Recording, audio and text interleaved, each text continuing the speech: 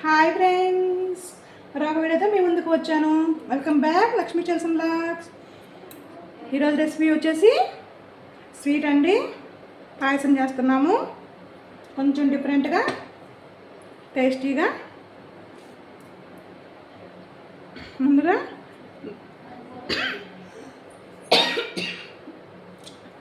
Dry fruits fry చేసుకున్నాము.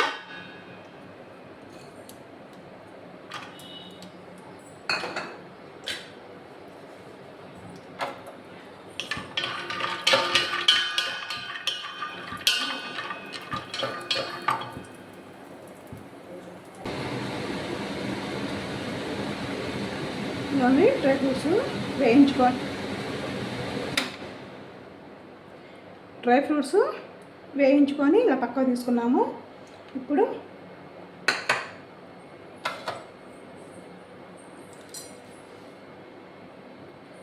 Macaroni అండి, pasta అంటారు కదా, అవి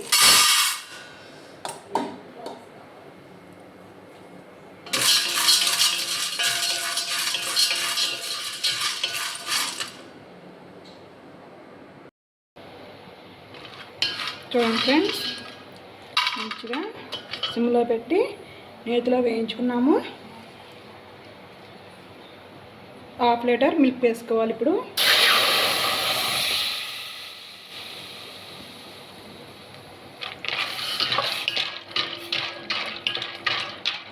మిల్క్లో ఈ పాస్తాని ఉడికించుకోవాలండి.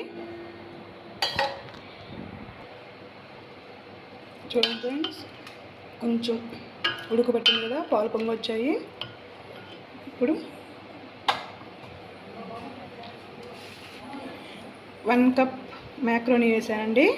పాస్తా 1/2 కప్ ఇలా పక్కకు తీసుకొని కొంచెం క్రష్ చేసుకోవాలి. వాటర్ ఇప్పుడు వేసుకోవాలి. ఇవి కూడా ఉడికించుకోవాలి. గీలో వేయించుకున్నాక సపరేట్ చేసుకొని ఇలా క్రష్ చేసుకోవాలండి.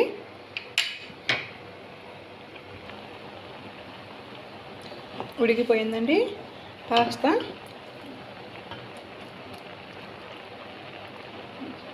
షుగర్ వేసుకోవాలి. 4 స్పూన్స్ వేసుకుంటున్నాను. ఇంకా 2 స్పూన్స్ షుగర్ పట్టిద్దండి. వాటిని ఎప్పుడు వేయాలో చెప్తాను. ఆ షుగరు వీడియో లాస్ట్ వరకు చూడండి, మీకు అర్థమైంది. అదే అసలు టేస్ట్ వచ్చేది.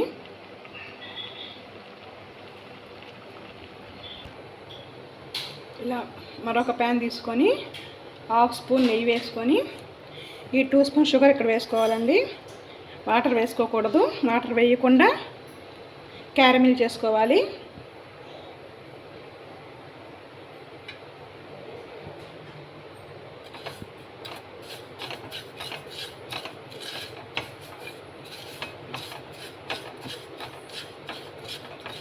మెల్ట్ అయిపోతుందండి, చూసారు కదా.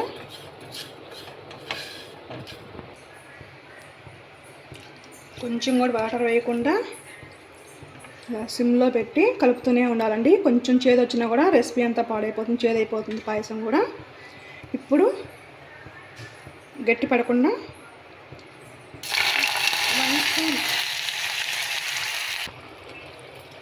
ఓకే ఫ్రెండ్స్, ఇప్పుడు క్యారమెల్ ఇందులో మిక్స్ చేసుకోవాలి.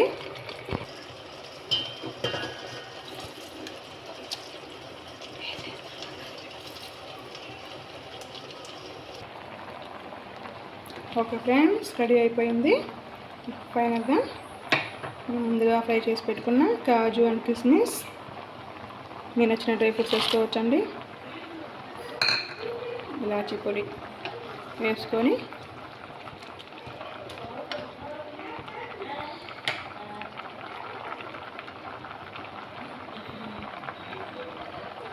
స్టవ్ ఆఫ్ చేసుకుందాం. ఓకే ఫ్రెండ్స్, రెడీ అయిపోయింది. ఎంతో టేస్టీగా ఉండే మ్యాక్రోనీ పాస్తా పాయసం. చూసారు కదా. ట్రై చేసి ఎలా ఉందో కామెంట్ చేయండి. Okay friends, bye. వీడియో నచ్చితే లైక్ చేసి, షేర్ చేసి, సబ్స్క్రైబ్ చేయండి.